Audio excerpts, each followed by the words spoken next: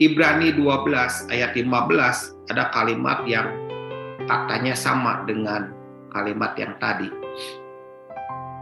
Jagalah supaya jangan ada seorang pun menjauhkan diri dari kasih karunia Allah, agar jangan tumbuh akar yang pahit, yang menimbulkan kerusuhan dan yang mencemarkan banyak orang. Kalimat yang tadi, jangan menjauhkan diri dari pertemuan.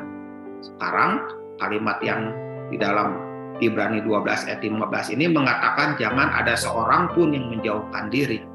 Sama-sama jangan menjauhkan diri.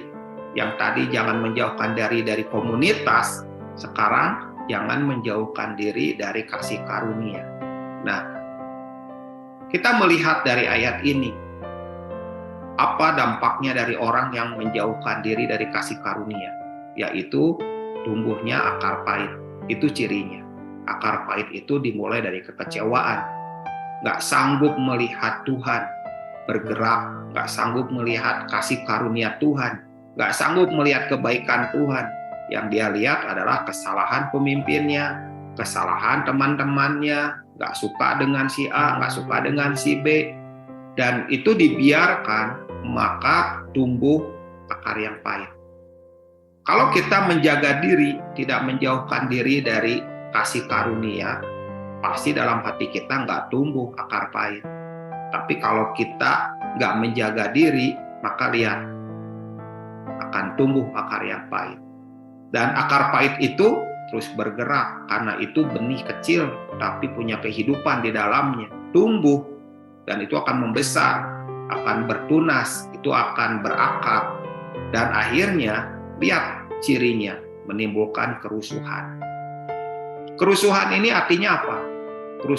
Kerusuhan ini adalah berbicara terjadinya kesalahpahaman teman-teman, karena timbul sebuah gosip. Ada orang-orang menceritakan kesalahan orang lain kepada orang lain. Dia sendiri lupa kalau dia juga punya kesalahan sebenarnya. Tetapi karena dia timbul akar pahit, maka pasti akan menimbulkan kerusuhan. Dan ini seringkali terjadi banyak di gereja. Sehingga gereja itu tidak mengalami membuat Roh Kudus betah, karena di dalamnya ada banyak kerusuhan. Dan akhirnya terjadi pertengkaran kelompok A dan kelompok B, grup A dan grup B nggak bisa cocok lagi. Duduk bersama bisa, tetapi duduk dengan rukun nggak bisa, karena terjadi ada kerusuhan, ada masalah-masalah yang belum selesai, ada masalah-masalah yang dianggap ya sudah biar waktu aja yang menyelesaikannya. Tapi di dalam hati masih belum beres, dan itulah menimbulkan kerusuhan. Dan yang kedua, selain menimbulkan kerusuhan adalah mencemarkan banyak orang, sehingga orang-orang menjadi pahit, orang-orang menjadi kecewa, orang-orang menjadi nggak suka. Kenapa? Karena ada orang-orang yang kecewa ini, yang sudah menjadi tumbuh akar pahit, menimbulkan kerusuhan dan mencemari banyak orang, mulai menceritakan kesalahan pemimpinnya.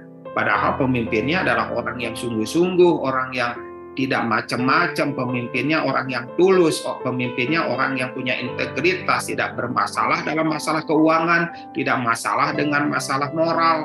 Pemimpinnya adalah sungguh-sungguh, tapi ada aja orang yang kecewa dengan pemimpin itu, mungkin karena orang yang dikasih jadwal pelayanan, dia enggak. Nah, orang ini mulai mencemarkan, mulai menceritakan kesalahan-kesalahan kecil. Cara berdiri pemimpinnya aja jadi dibahas. Cara pemimpinnya ngomong di depan jadi dibahas.